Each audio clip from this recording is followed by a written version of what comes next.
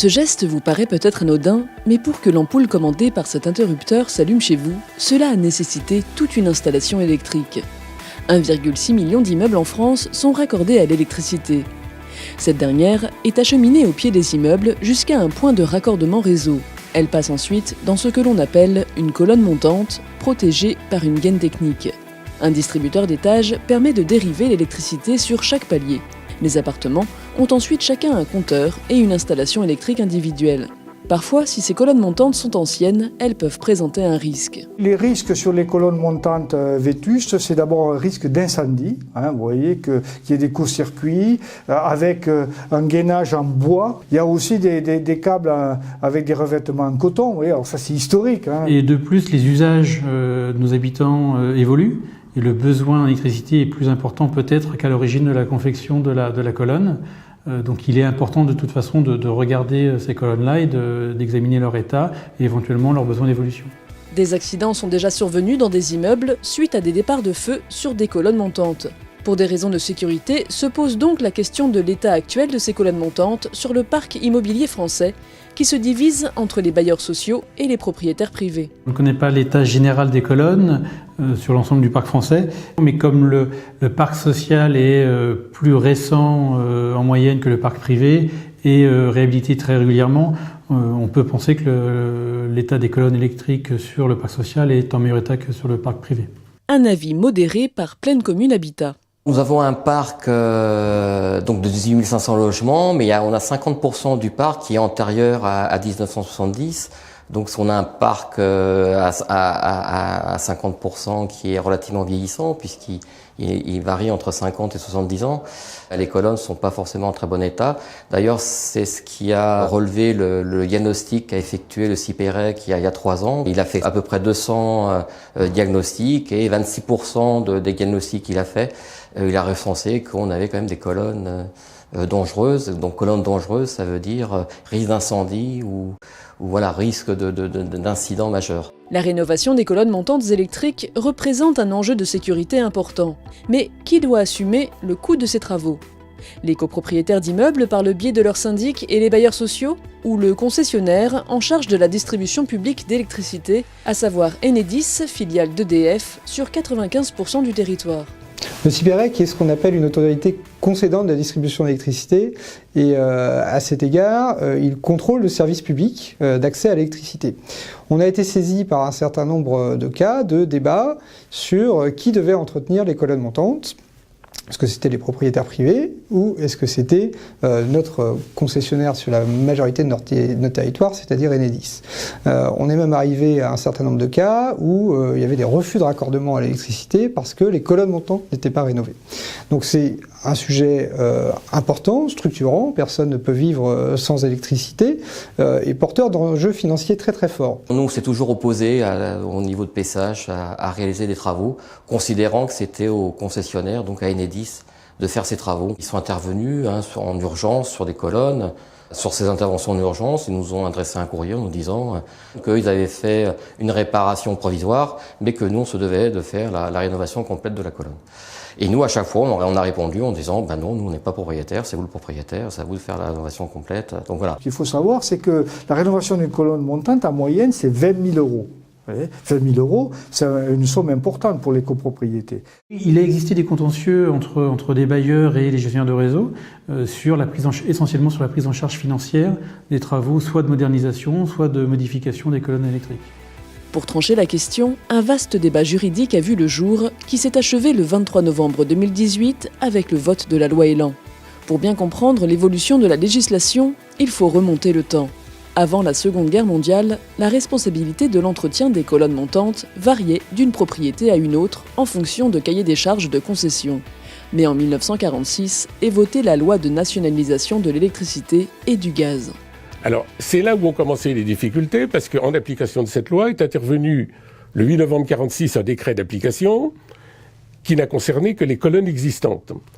Avec une rédaction un petit peu ambiguë, puisque le décret disait qu'il y avait transfert, incorporation immédiate dans le réseau de toutes les colonnes montantes, mais que les propriétaires pouvaient tout de même demander à les conserver. Pour les colonnes installées après, on pouvait penser que puisque le réseau était nationalisé, eh bien, elles allaient rentrer également dans le réseau. Mais les textes restent ambigus. En 1992, un nouveau modèle apparaît. Il pose ce nouveau principe. À partir de 1992, toutes les nouvelles colonnes montantes seraient dans le réseau, et c'est là toute l'ambiguïté, c'est que celles qui étaient avant, eh bien, il était dit qu'effectivement, elles restaient appartenir au propriétaire de l'immeuble qui continuera à les entretenir et à les renouveler. Ce qui laissait penser que ça concernait tous les propriétaires. En réalité, compte tenu de ce qu'avait dit le décret de 46, ça ne pouvait concerner que les propriétaires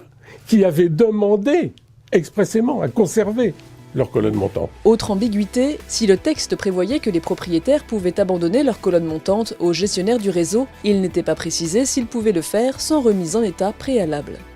Sur tout le territoire français, on compte 800 000 colonnes montantes réalisées avant 1992.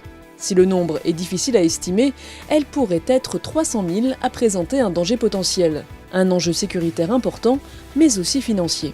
En 2007, au moment de l'ouverture du marché de l'électricité, le débat sur la responsabilité autour de ces colonnes s'est crispé. ERDF, devenu ensuite Enedis, a pris alors une position tranchée. En disant, je m'en tiens à une interprétation rigoureuse, personnellement je dirais inepte, consistant à dire, eh bien, tout ce qu'il y a en 92, ça vous appartient, et si vous voulez en faire abandon, il faut d'abord les remettre en état. Pendant 10 ans, il y a eu du contentieux, énormément de décisions.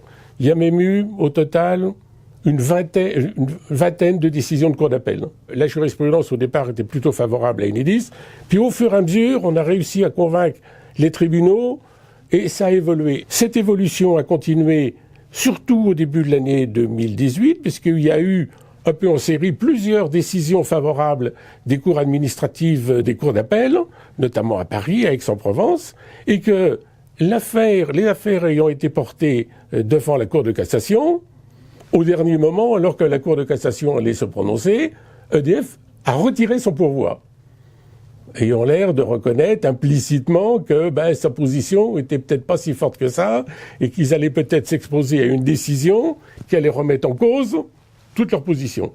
Et c'est là, où, peut-être effectivement, qui est apparu que la seule solution pour en sortir, c'était peut-être la voie législative.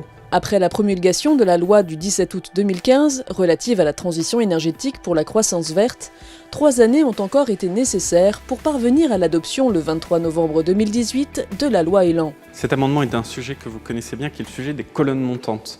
Vous savez, ces fameuses colonnes qui ont été régies d'abord par un décret de novembre 1946 et qui, depuis ce décret, font l'objet d'un débat sans fin sur à qui appartiennent ces colonnes montantes. Est-ce en gros aux copropriétés ou est-ce au service public?